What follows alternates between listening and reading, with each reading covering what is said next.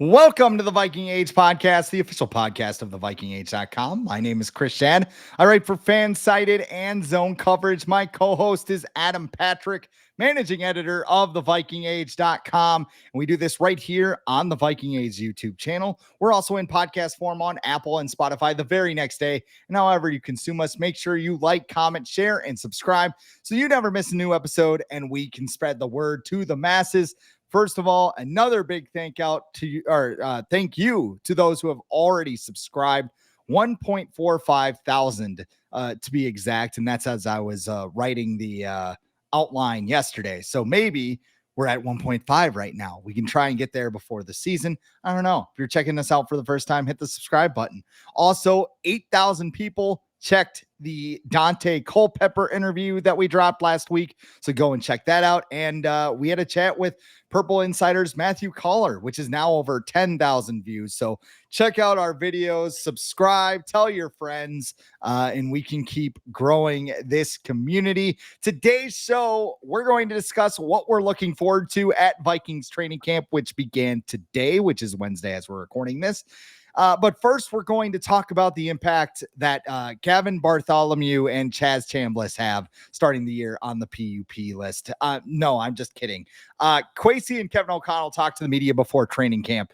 And I don't know about you, Adam, but do you get back to school vibes at this time of year? Because, you know, they sit there, everybody's got their backpacks. They had the video like, give us a word for training camp. And they're like excited, sensational, whatever.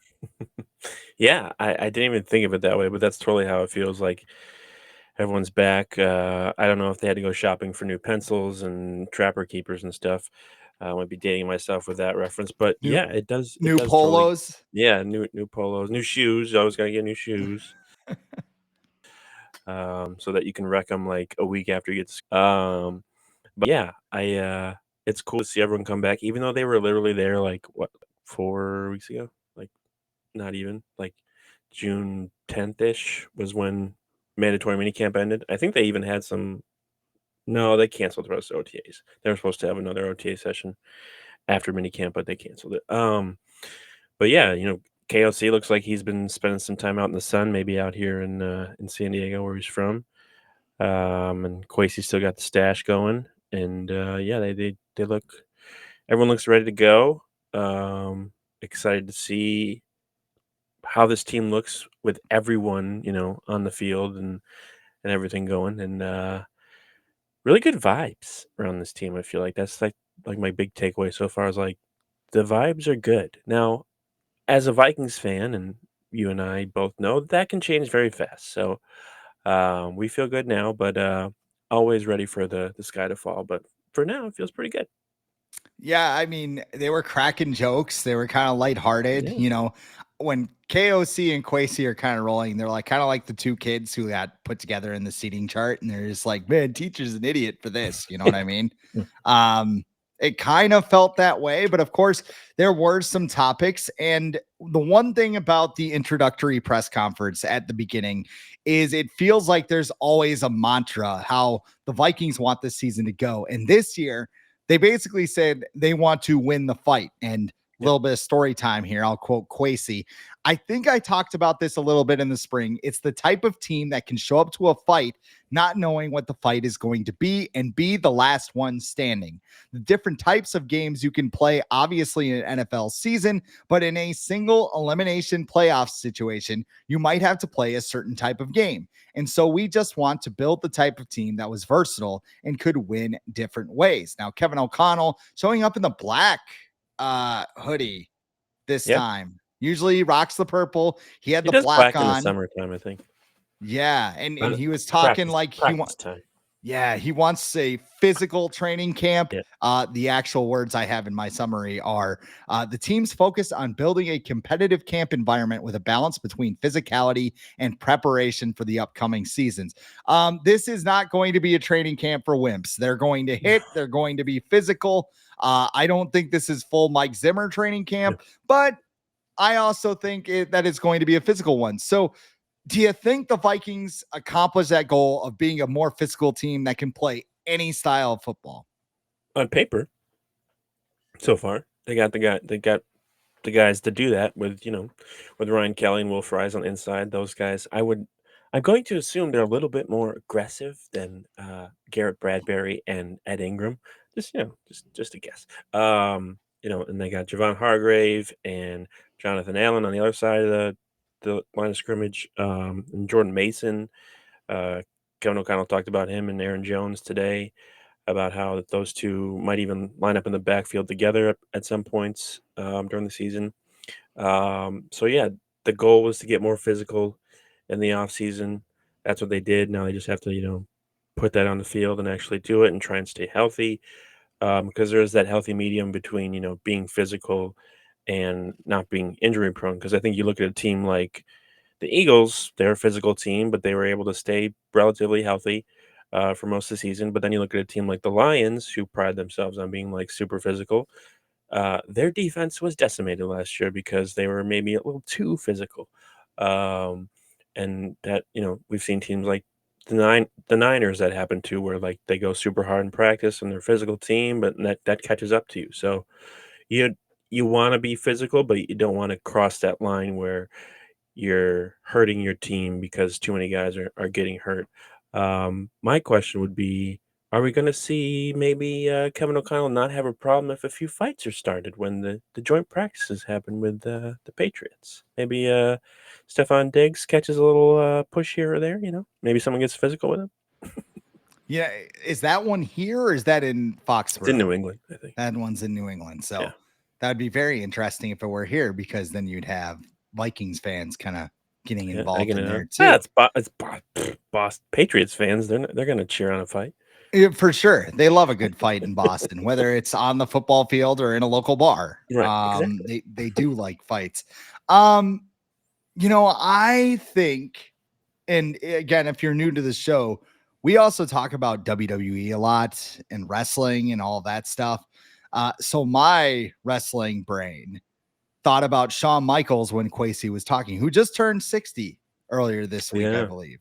So we're now old, but Shawn Michaels, the Heartbreak Kid. That was a terrible impression, but he could fight any kind of match, right? Mhm. He had the 60-minute Iron Man match against Bret Hart at WrestleMania. He stole the show in the first ever ladder match. You go through his entire WrestleMania resume. SummerSlam 2002, he had the street fight with Triple H. Just any kind of match you can think of. Yeah, Hell in a Cell. Any kind of match you could think of, Shawn Michaels did it, and he wound up usually winning the match because he's one of the greatest wrestlers of all time.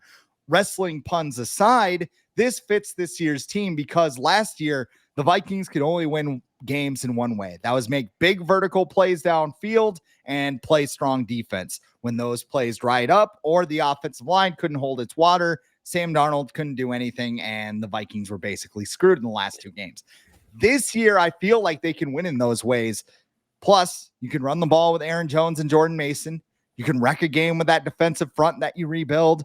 You can win a defensive slugfest overall. The offensive line, you talked about Ryan Kelly over Garrett Bradbury. You got Will Fries, and you have Donovan Jackson. Did I get that right? Yep. I was very, as I was saying, I'm like, is it Johnson? I hope it's Jackson. Nope, it's Jackson. We're still learning here too. But he's new. He's a new kid in class. He is new here. But of course, you also have Justin Jefferson. So I feel like this is a multifaceted team. I feel like this is one that's going to, be able to win no matter what the game is, because a lot of times you can't control it. Like that was the problem at the end of the Zimmer era, is there were a lot of games where like, we're going to run the ball and play defense. Okay, now you're down 21 points. Are you like, okay, keep handing it to Dalvin Cook. It's not working. Yeah, I really like where this team is. And like you said, there's just a very positive vibe with this team that I think is going to carry throughout camp. And I think it matters because when you have a team that is together, unlike some other teams in the NFC North that we'll get to, good things can happen. Mm-hmm. So, sidetrack. My family and I were out and about last weekend, and there were like some WWF people, like asking to talk to people to, about their the World Wildlife Foundation. And I walked by, and they're like, "Hey, can I talk to you for a little bit?" I'm like, "No, I like that other WWF." And the guy goes, oh, okay, wrestling's not real. And I was like, what? Like that's like the number one comeback people have. Yeah. And Is this, oh I walked yeah, away, I I was watch like, wrestling. what? It's not real, right? You Yeah. said you need to shoot back with like, hey, did you know like God, what's Stranger Things isn't real either. Stranger Things isn't real. Star Wars isn't real either. Did you know that? Yeah. Like I The went to Kardashians, not real. Not real. yeah, I went to Denver to watch Yeah. the Twins get slapped around by Yeah. the worst team in baseball history, the Colorado Rockies. Yep. And on Saturday, it was Star Wars night. So they had their parade. They gather in the outfield and they go on the warning track and they walk around in their little Chewbacca and Darth Vader costumes and everything else. And I sat there and I thought, and people make fun of me for watching wrestling. Like that, and that's kind of, it's like, them too. I know there's good. I mean, everybody's got a nerd card. There's good, there's evil, there's everything else. Difference is mine is semi-real because people actually do flips and, blast each other with stairs and stuff. And everybody plays with their lightsabers. Are you a Star Wars guy or no? I mean, I watched the first 3 when I was younger, but I haven't really I can't remember the last one I saw. I haven't been keeping up with any the recent ones. I've seen the originals and I know about them, but I was never like super into them. I'd rather watch Power Rangers or Ninja Turtles or something like that.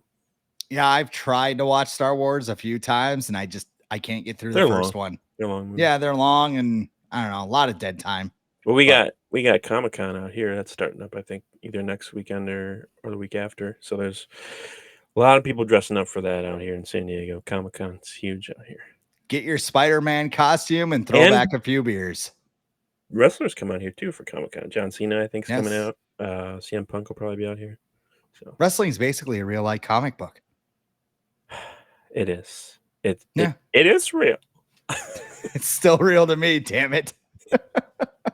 But outside of wrestling, they also talked about this guy, JJ McCarthy. And I mean, the Vikings basically said most of the things you would expect here with McCarthy's development. He's become a leader. He's more comfortable with the system. He wants him to focus on the importance of consistency, footwork, technique, all that stuff. I'm going to scrap this and call an audible because I don't think Caleb Williams can right now. JJ McCarthy already looks better than Caleb Williams because I came across a story, which you can read at the Windy City, where Ben Johnson had to stop practice again because his offense couldn't line up in a 7-on-7 drill, which is hilarious because not only are you taking reps away from your starters, your offense still isn't getting it with a quarterback who started next year. So I don't want to hear anything about, well, JJ McCarthy's a rookie and he's not getting this done. We're not hearing any of this type of shit with the Vikings right now. So I don't know. The Bears could be ready week 1 and Pitts pound the Vikings by 20 points. Who knows? But JJ McCarthy already looks better than Caleb Williams. Come fight me. I mean, as a rookie in Ben Johnson's off, people want to say that McCarthy's a rookie. This is his second year in Kevin O'Connell's offense. He already, that's the thing that O'Connell talked about and other people have talked about as well, as how he was able to last year kind of look at all the details of the offense and really study and hone in on those, and where this year it's more natural to him than anything else, and then they can just slowly mix in more parts of the offense, new parts of the offense. I think I want to say he had to look at biographies or write biographies about the defensive schemes that defensive coordinators wrote, so he could be familiar with each defensive coordinator the Vikings faced last year. And Josh McCown had him write super meticulous stuff. So they really honed in on the details. So now this year, JJ McCarthy's coming in, and it's players talk about everything slowing down. It's much easier for him this year because he actually gets to go out in the field and do it and do stuff. It's you learn how to I don't know, I guess you learn how to dance, and then you do all this practice for a year. So say you've got a competition in a year, so you get a year to practice, and then you finally go to that dance competition and you're really good because you've been practicing for so long. Where Caleb Williams is he just started practicing a couple months ago. So obviously the person who's been practicing for more than a year going to have an advantage over the person that was only practicing for a few. Talent also comes into play too. And JJ McCarthy, whatever people want to say, he was picked 10th overall for a reason. It wasn't because he's not a good quarterback or athlete or whatever. But he's just got a lot of intangibles in terms of athleticism, smarts, intelligence, leadership, all that stuff you ask for in a quarterback. I'm not really gonna argue against your statement. Because Caleb Williams, yes, he has a lot of pressure on him. He was the number one pick. He was the number one pick for a long time. So there's a lot of pressure, but at the same time, if you're the number one pick, you got to live up to those expectations. And last year, he didn't. He kind of just sulked around and was like, And did you see the report about how like Ben Johnson has like assigned Caleb Williams to look at film or something like 30 to 40 minutes a night, or the playbook or whatever, 30, 40 minutes a night. And it's like, Kyler Murray why treatments. do you have to? Yeah, that's their job. Like, yeah, you get paid millions of dollars. But, like, it shouldn't be that hard to go home and do 30 minutes. And also too, I mean, you could use the same argument with like JJ McCarthy's assignments, right? It could be. It could. Yeah, very, very similar. You can argue that too, but like the fact that was made public stood out to me because somebody wanted everyone else to know that like this kid probably needs a lot more work than people maybe realize. So, Ben Johnson's probably the best thing to happen to Caleb Williams for now, but that doesn't mean he's going to be successful this year. It could take him some time. Could take to the middle of next season. It could take till next off season. So right now, I would say JJ McCarthy probably has at least more of an advantage heading into week 1 than Caleb Williams. And that's kind of the other thing too. When you look at the two coaching staffs, you talk about vibes with the Vikings. They seem very unhinged with the Bears right now. And again, a lot could change in a month. Yeah. But I mean, the key, Ben Johnson's so intense. He yells and he screams. But they might have to be. Yeah, I mean, yeah, I think that's what the Bears need. Dumpster fire over there. Yeah. I mean, Matt Eberflus was just kind of, okay. But I mean, like Cole he looked Kmet, like Larry David, the GIF or whatever of the faces when he had to call timeout on Thanksgiving or whatever. And you want to talk about like pay attention to the details. Hey, don't yell at the crowd on a Hail Mary attempt. Maybe you can get another body over there and knock it down or something. Yeah. Or, I mean, Cole Kmet was talking to reporters. He's like, I don't even know what Ben Johnson was saying. He was screaming so hard. Like, what? Like, that's why they drafted a tight end, buddy, because you're just kind of, I don't know what his problem is. Why is he so mad? Like, we'll get it eventually. We got a month to get this down. God, chill out, bro. Chill out, man. What's your problem? God. I guess here's the other thing too. You kind of mentioned it. Matthew Collar had a good analogy. Like the offense is already downloaded into JJ McCarthy. He's like a game when you put it on your PS5 and you download it, and like you can do like the partial thing where like part of the game's downloaded, but it takes another 4 hours to download the full game. That's pretty much where JJ McCarthy is. The whole game's downloaded. Now he's just trying to figure out how to play it and not break a controller because it pops up to 3 different people. Stop complaining about college football 26. Okay. Bad enough. I just want to get that out there. Or you go back in my day playing PS2 where, you would save things on this thing called a memory card, and then you take it out. And then when you're ready to play the game again, you put the memory card and you reload the information or game that you already knew. So, JJ McCarthy has this memory card. He just popped it right back in when training camp starts. Or he just kept it going because he was throwing to Adam Thielen, and he got Jefferson to come here, Addison, Hawkinson. He got like the whole offense to come here in the offseason. I don't remember a certain quarterback being able to do that who was here for 6 years before him. I don't remember once that happening. Maybe throwing with Thielen, but not the whole offense. Hey, what do you think of quarterbacks so far? You're 3 episodes in. I like Jared Goff. He's a cool guy. Yeah. I like him a lot more than I did when he was just the Lions quarterback. I kind of respect him more now because he's gone through a bunch. Joe Burrow's pretty cool dude. Kirk Cousins. Yeah, he's a great clips. Fraud.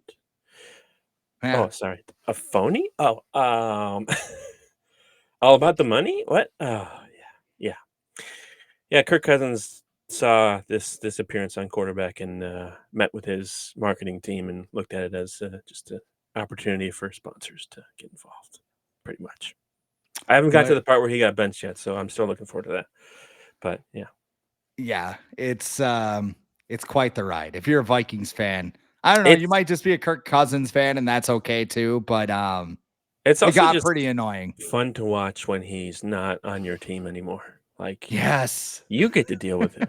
Like it's way more fun to watch him screw up or do the same things, like deflect everything that he did wrong onto everyone else. Like, what was it, the first game where, he was like, there's too many motions, or like, I can't get the play in right, or it's a new offense, it's new play. Dude, you're a quarterback. Figure it out. Like, just it's on you. Put it on you, and then be quiet. And I don't think a lot of people are like, why are you still talking about Kirk? This is like an ex. Like it was a toxic relationship. It was a 6-year Yeah. toxic relationship between the Vikings and Kirk Cousins. And they finally cut it off. And he seems happy. He's got the money, he's got everything, but a starting Also, job. me and you know Yeah. that Vikings fans can say as much as they want about, oh, we don't care about Kirk anymore. He's elsewhere. We have literal numbers and proof that people still care about Kirk Cousins when Vikings fans talk about him. So When you see the page views and the yeah, when I views, write that Kirk Cousins was hanging out with Adam Thielen and Andrew DePaula the other day, and that's the top article on our site, yeah, I think people still care. people still want to know. Yeah. And it's not it's an NFL thing. Very It's quick. okay too. I'm still curious about like Stephon Diggs and Thielen and stuff wherever they Yeah. are. So Thielen's in the Vikings backyard being like, hey, you guys want to trade for me? I'm excited. I'm really excited. I promise I won't bitch about my targets anymore. Can you please trade for me? Please? My wife's off social media. Hey, is that too far? I don't know. that's a slippery slope we don't need to go down. No. It is not. I thank you for pulling me off that. Is there anything else you want to see from JJ McCarthy during this training camp? Or do you just status quo? I don't want him to get hurt. Like, I think that's pretty simple. Yeah, because Don't the want him to backup get hurt. quarterbacks did not look good today. Yeah, and would you attribute that more to the Vikings defense being really good or the backups being bad? Because I think it's probably more of the Vikings defense being really good because it's the backups going against the first team defense. If you're a backup and you're going against that defense, which was one of the best in the league last year, I'm going to expect you to struggle. So I wasn't surprised with that. And interceptions in practice, yeah, they suck, but they're not a big deal. You'd rather have those in practice, obviously, than in the game. But with JJ McCarthy, I've seen some reports that Kwesi said, and I think Ben Gessling said that he's probably going to play at least one preseason, not the whole thing, but part of one preseason game. And I think that's fine. You just worry about him getting hurt.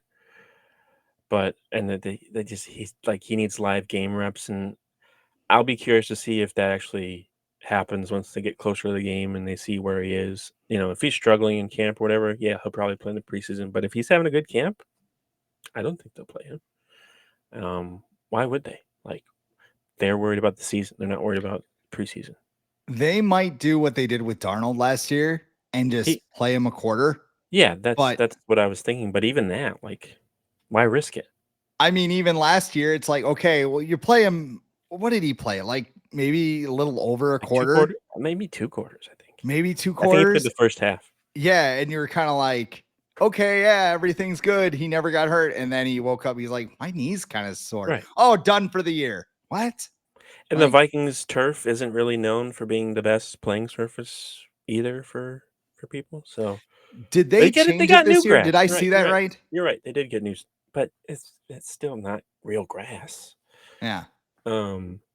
But yeah, I just don't want him to get hurt. We've been scarred too many times by young quarterbacks getting injured in the preseason. If there's a way to avoid it, I would like that to happen. Cry me a river. It's real. But of grass. course, Teddy got injured in practice, so who really gives a fuck? Vikings players are just basically Final Destination Just don't characters. do Like, anything football related until week 1, okay? don't Just even look at a do football. the VR stuff until week 1, okay? That'd be one way to do camp. Just everybody like sitting there, just like Yeah, report. like I a mean, it'd be silent pretty boring for the people that go out to camp. Just like, disco. yeah. Or silent what? Silent disco. Do you know what a silent disco is? No. It's where people get headphones. There's no music playing. All the music's playing in the headphones, and it's just like a party, and everyone's dancing the music in the headphones, but there's no music playing on the outside. Huh. You've never heard of that? No. It looks really funny when you're not wearing headphones because people are just like, it's really quiet. With their little like Yeah, VR sets. they got like Bluetooth headphones on, and they're just dancing Oh, to just whatever jamming music's out. playing. Yeah, Hmm. Interesting. learn something new every day. Yes, absolutely. Let's talk about, I guess, what do you want to see from camp this year, just overall? And I have two rules. You can't say anything with JJ McCarthy because we already talked about him. And you can't say I want everybody to stay healthy because no shit. What's your biggest focus here as we start training camp? Special teams, I feel like. Is one probably of the 3 groups, the weakest part of the team, whether it comes to especially the return game, like, the Vikings really just haven't gotten anything out of it. Punt return and kick return. Kick return, whatever, who cares these days in the NFL, but punt returns, like, that's an opportunity, like, some free yardage pretty much. And they've got some guys that they brought in this year. Isaiah Rodgers is someone who has experience and could be that guy, but I don't know if they want to risk that since he's also a cornerback. And then Silas Bolden is a undrafted rookie from Texas who's a really good punt returner. So I'd be curious to see how they do that. And then, the punter in general has been pretty underwhelming the last 2 years. I'm very surprised that they didn't bring anyone in, but maybe they are more worried about him being the holder for Will Reichert. I don't know. But they could also do something they've done in the past where like a punter gets cut from another team and they just bring him in because it's not like a punter has to memorize the playbook or anything. It's just go out there and punt. Left, right, high, low, whatever you Maybe a tell for a fake coffin or something. corner. Yeah. So I don't know if Ryan Wright is even the punt. I know they have another punter too, but he's like the European foreign exemption or whatever that they. Yeah, he's the Auburn punter, Oscar. I gotta look up his last name. Yeah, he's Australian. But yeah, Oscar I would look at that and then cornerbacks Chapman. too. Yeah. Oscar Chapman. Yeah, he's Australian. Like Rhea Ripley. Cornerback is probably the other position I would like to pay attention to. Because after Byron Murphy, it sounds like they love Isaiah Rodgers. But after Byron Murphy, yeah, there's a lot of question marks. And Mekhi Blackman will be back. I'd love to see how he does coming back. Jeff Okudah was what a number 3 overall pick back in the day. Can Brian Flores get some of that talent out of him? And then who's the 5th or 6th corner on the roster because it's up for grabs. So yeah, there's not too much like JJ. We're recording this on Wednesday, and JJ threw a 60-yard pass to Jordan Addison like first day. So he's already been like, oh, look at me. Guess I can't throw downfield. Oh, 60 yards. There you go.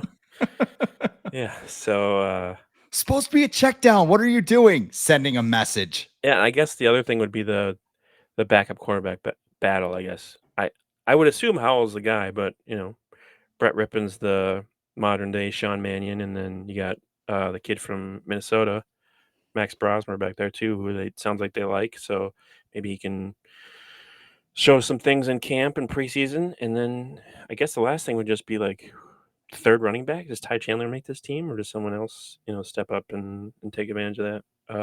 Because Jordan Mason and Aaron Jones obviously have the 1 and 2 spots locked down. So it's not a whole lot of like top level stuff to look for this year, which is weird because It's usually been that way. There's at least like 1 or 2 starting positions that aren't settled, but it seems like a lot of this year is about depth, um, which is kinda nice, and also but you just gotta pay attention a lot more than you have in years past.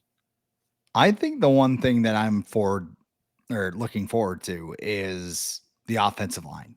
Like, Ooh. how does that gel? Because they do need time together. And the wild card here is Christian Darrisaw, who it's been a talker. Like, do you put him out there week one and see everything? He was doing some stuff at the end of mini camp. I believe he was doing, was it individual He did drills individual today? drills today. Yeah, he's not doing the team stuff yet. And there's no Ease him way in. what's that? Ease him in. Yeah. He was I doing mean, but he was doing minicamp stuff too. again, you have a month to ease him in. Yeah. And I don't know if they're going to use the same caution with him as they did TJ Hawkinson. I feel like, and nothing against Hawkinson, because I think he's going to have a monster year this year, especially because he's been working out with JJ McCarthy. Wasn't able to do that with Sam Darnold last year, and Darnold never ever looked for him. Yeah. No offense to Darnold, but I mean, that's what happened. So fully healthy TJ Hawkinson with that Johnny knee, Munt's not there either, so he's gonna have so many more targets. so many more targets. You didn't mention the third tight end battle with Yeah, Urasek and Bartholomew. Bartholomew. Well, he's on the pup, so yeah. Yeah. I don't know. He's hurt with a awesome mullet. Oh yeah, I The forgot about his mullet. hair. It was just the awesomeness. He could not focus on his job. So they're like, you're on the pup until you get a haircut. Yeah. But no, this offensive line, I mean, with Darrisaw, I don't know if he's ready to play him. Play him week one against the Bears, because, and I mean, too, it is a light schedule to start with. You go to Chicago, which is tough. You come home and you face the Falcons team, which, I mean, they're going to have 2 rookie edge rushers and I mean, Michael Penix, basically, not yeah, really rookie a tough quarterback. one. And then you have the Bengals, who are a walking dumps. I mean, they don't have They don't have a either starting defense. registers. Yeah. Trey Hendrickson jumped in his car and drove to Yeah, went to Florida. Jacksonville. Big AEW guy or something. You'd rather I be don't in know. Jacksonville than Cincinnati. I mean, Exactly. not really. Probably much of a difference this time of year. This is true. That thing is so weird. And of course, if you Is didn't it though? notice, Because this is what the Bengals do. well, and I was going to say, look at who Shamar Stewart's agent is. Yeah, we know who that is. Very well. Dalvin's shoulder is fine. Also, James Cook's agent too. Yeah, So he's that's going. holding out right now as well, right? Yep. No, he's at camp, Oh, he's at camp. but he wants more money. He wants an extension. Yeah. I don't know if he's holding in or whatever, but he's at camp. Yeah. Offensive Christian Darrisaw, I have less worries about him now that he's not starting camp off on the pup. You're still gonna have concerns, but I don't think the Vikings would rush into getting him back on the field if they didn't have to, because he still had plenty of like good years left in his career. And I also think him playing a position where he's doing essentially almost the same movements like over and over and over again, where like, and he's not cutting, where like with Hawkinson or another receiver who tears their ACL, like you're cutting with your routes, you're where you're breaking things off, you're blocking at times, you're going side to side, you're going back and forth. Where like Darrisaw, he's going from the left side of the line, maybe he's pulling a couple times here and there, but he's like backing up most of the time. So if they feel comfortable with him just doing that, then so do I. But yeah, I feel confident. I don't think the Vikings have rushed anyone back under Kevin O'Connell like too early. If at most, I feel like they might have been a little maybe too cautious with some of the players that have been hurt. But so I'm feeling pretty good about Christian Darrisaw playing in week one. Yeah. And I mean, the other thing is too, Will Fry's on the other side, Yeah, coming back yep. from that broken leg. Same How thing. active is he? Yeah. I mean, this group is going to need time to gel. So if Darrisaw is doing teamwork by the end of training camp, I think he's in a good place to start week one. And if they got to take a month, maybe you wait until that European trip to get him back into the starting lineup. So be it there. But here's the thing with this group though, if these guys didn't practice until like the week before week 1, I would still feel better about this group than I did about last year's offensive line with Garrett Bradbury, Blake Brandel, and Ed Ingram starting in the middle. Sure. I Just mean, yeah.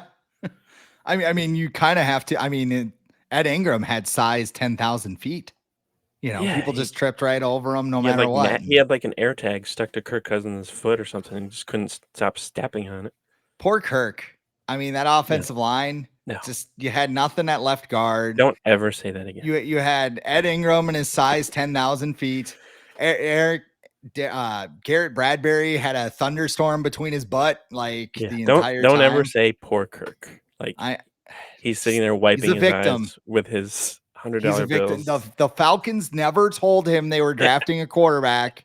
And now if he would have known, he would have just gone back to Minnesota.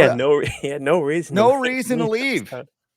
Not even 100 million guaranteed reasons to leave, or a lifetime haircut card at Great Clips. The other thing I want to see, the secondary. What's going on there? Isaiah Rodgers Jr. They're very high on him. Mekhi Blackman is a wild card after tearing his ACL last season. And I'm also very interested in what they're going to do with safety, because Theo Jackson, this is his big moment. You know, they've been talking about him for a couple of years. And then there's Josh Metellus, where I think he's going to sign.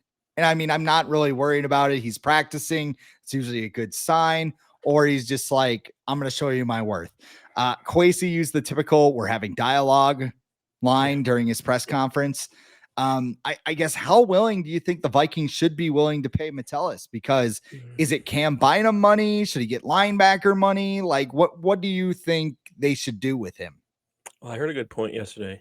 I think I was listening to the Access Vikings podcast with Ben Gessling, Andrew Kramer, and Emily. I can't remember her last name. I'll look it up. But Gessling pointed out that Metellus has really only been like this Swiss Army knife kind of player, this is stepping up and emerging under Brian Flores. Like before Brian Flores, he was special teams guy. They cut him. And Brian Flores is also in the last year of his contract. So what if he leaves next year, goes to a head coaching job, and the Vikings have signed Metellus to an extension? And then next year, Metellus is not the same player that he was under Brian Flores.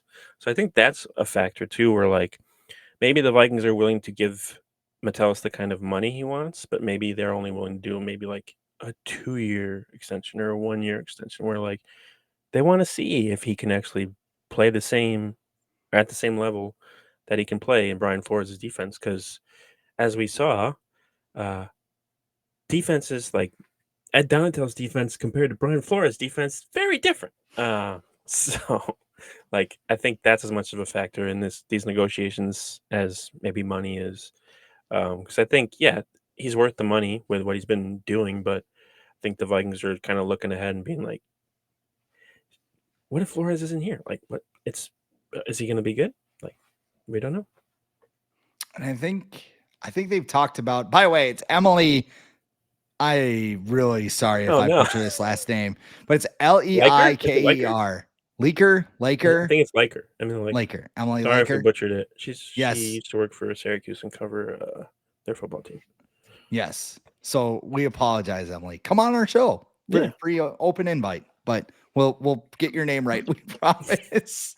But also too, like with Metellus, I mean, I don't know if you go. I'm not thinking you go Cam Bynum money with him, but it's somewhere in the middle. And I think the Vikings have talked about, if Flores does leave, they just like promote one of his assistants.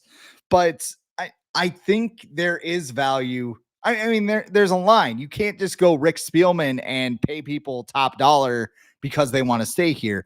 You have to have some sense of positional value. So I think that Metellus is a leader. I think he's a great special teams guy. I think Darren Wolfson pointed out he played like over 1,000 snaps combined with defense and special teams last year. He's got a major role on this team. So I really I mean, if they sign him, great. If they don't sign him, I totally get it. But he's a player that you can move around this defense, and I think something gets done eventually. Yeah. He's got me choked up over here. I thought you were just laughing because I couldn't pronounce Emily's name. I choked on my drink or whatever. Went down the wrong tube. But yeah, and typically in the past, the Vikings have gotten wow. I just love Metellus so much. Don't let him go. You're just mad Kurt left. You're just picking on Kirk. Typically in the past, the Vikings have gotten extensions done in the summer, like right around when. Wow, it really sounds like I'm like breaking out. I'm like breaking down here. They've gotten extensions done in the past in the summer.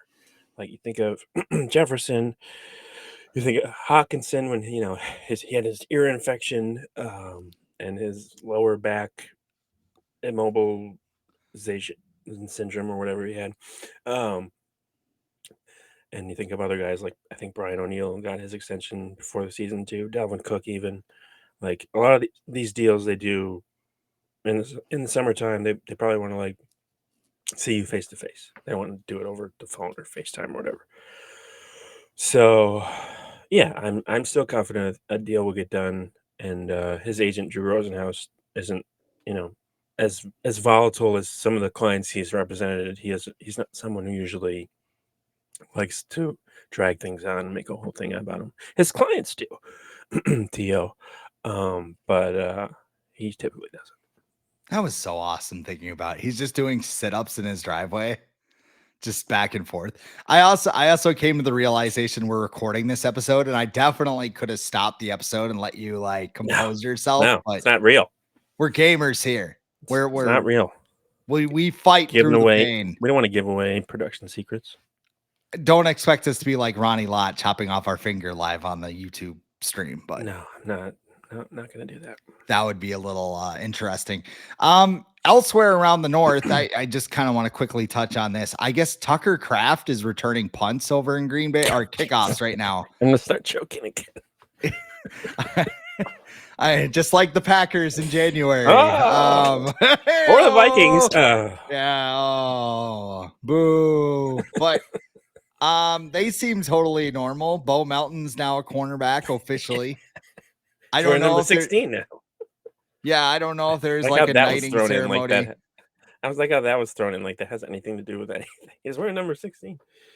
You are now officially a shitty Packer cornerback. I knight thee. Yeah, who's their number one corner? I don't even know. Is it Nate Hobbs or Keyshawn Nixon? Stokes? Is Eric Stokes still there? Or is he somewhere else? He's in Vegas. He actually said he said he was glad he's in Vegas now because there's nothing to eat in Green Bay after 10 o'clock, which I feel that pain living in Brookings, South Dakota, but not for much longer. Yes. And then Detroit too, some injuries already. Levi Owuzurike tearing his ACL. So I guess we're going to have to wait another year to see how that shit operates, huh? But yeah, and I'm feeling froggy today. You said it. The vibes are high, man. Vibes are good with the Vikings because you look at like the stuff that came out today with Chicago about Ben Johnson, like taking the first teamers off. You look at the Packers; they're converting a receiver into a corner because they have no corners. Nathaniel Hackett's back in a defensive role because that makes any sense. The Lions are they got 19 new coaches, and then there's the Vikings who. Pretty much the same last year, but they have JJ McCarthy, who looks like boy wonder, who's gonna be a dad in like a few weeks. So yeah, I feel like there's every reason to feel good about the Vikings, who I want to say currently have the same odds to win the division as the Bears. Which go ahead and lose money on that, I guess. But like, how can you like look at these teams and think that they have the same chance to win the division? So Colorado, by the way, odds are subject to change. So if you're watching this, it might be different by the time you log on. But I was in Colorado and they allow sports gambling there. So I jumped on the old betting app and I looked at some totals. Vikings, obviously 8.5 win total. I went over on that. And then the one that really got me was Justin Jefferson receiving yards, which is 1,200.5. And So I'm like, free money. Thank you. yeah, So really low. the only reason he doesn't get that is if he gets hurt. And like, I don't even know if like that's a thing because he's still at 1,000-yard season after missing He like did. You're right.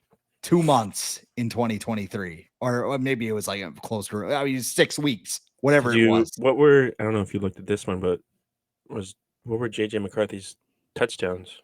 Did you look at that? That I didn't look at. Because if it's I like wonder- 25, I would hit I that wonder if over. I can pull it up right now. I would imagine it can't be that high. If you let's do this. I will see if I can look that up right now. And why don't you tell us what's going on at the Viking Age right now? Oh, well, I am back. I am no longer helping out with extracurriculars, although I did help edit a Megan Thee Stallion and Clay Thompson article yesterday. That's an interesting pairing. But I'm back. NFL. Just like the Vikings are back for training camp, I'm back for training camp too. Running things at the Viking Age. We're back in action. Got a lot of fun people writing for us now. And a lot of good stuff going out there. Training camp's underway. We're not going to give you the notebook. I'll be up front. We don't have anyone at camp this year, so I'm not going to promise any like day-to-day things, but we're going to give you, probably the most important stuff that comes out of camp each day. And also other parts of the division that like I just wrote about the Packers and their amazing start to camp that they're having with Bo Melton and Nathaniel Hackett. So you're gonna get a little bit of everything for the VikingAge.com. It's gonna be an exciting year, I feel like, and I'm gonna look forward to covering this team through February. So I am looking at JJ McCarthy's did you hear that? over under total for touchdowns right now. 24.5. What? But that's at plus 105 odds. So and this is according to ESPN Bet. So if we have another sponsor that we're supposed to mention, I'm sorry. We do. Not right now. Let us know for next time. But the under is minus 135 for 24.5. So they'll have more. Yeah. I mean, that feels like an easy over. But you never know. He throws 2 a game. He's got 34. I think I've said this before. I think he hits the Kirk Cousins benchmarks. 4,000 yards, 30 touchdowns. Yeah. Which is fine because you know what? He's a lot cheaper. Yes, that's the point. He's $5 million. Kirk Cousins is $45 million. Yes. And if the Vikings have a whole bunch of badass players around him, that's $40 million you can use to keep those players around him, at least for a couple of years. But then everyone will say, you're not good. It's the rest of the other team, just like Jalen Hurts right now. And Jalen Hurts is like, oh, I'm so sad. Oh, wait, look at my Super Bowl ring. My Super Bowl ring and my how many $1 million?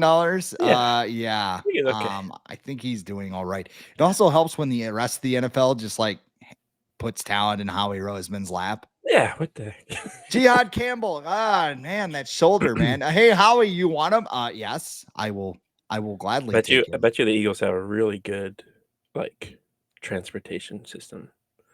Like they help bring players to and from practice because they got a lot of Georgia players on their team, so they probably don't want them driving on the road. You got to be careful with offering transportation. I mean, Teddy Bridgewater found that out the hard way. Oh yeah. Oh my God. How dare you? How dare you impact these kids' lives? You know what happened? Act like he was injecting them with steroids. He was giving them food and a ride home. I don't know what happened, but I know what happened. I'm sure some Karen got on the phone and just like, they have an unfair advantage. My kid cannot win a state title because there's an NFL quarterback helping these kids get to. It's like, because they live in the ghetto. They have full bellies. Yeah, they go to sleep at the right time of the day. It's so unfair. And they have. I saw one of the players on Teddy's team actually committed to Syracuse to play football and basketball as a 5-star recruit. Just awful. Teddy Bridgewater would do this. I think he's the highest recruit they've ever landed for football. Yeah.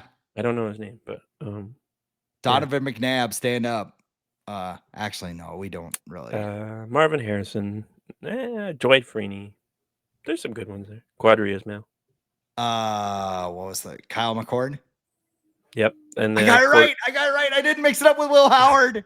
Who's the running back? Who's the running back on the Bucks right now? Sean Tucker. Yeah, he's from Syracuse. Yes.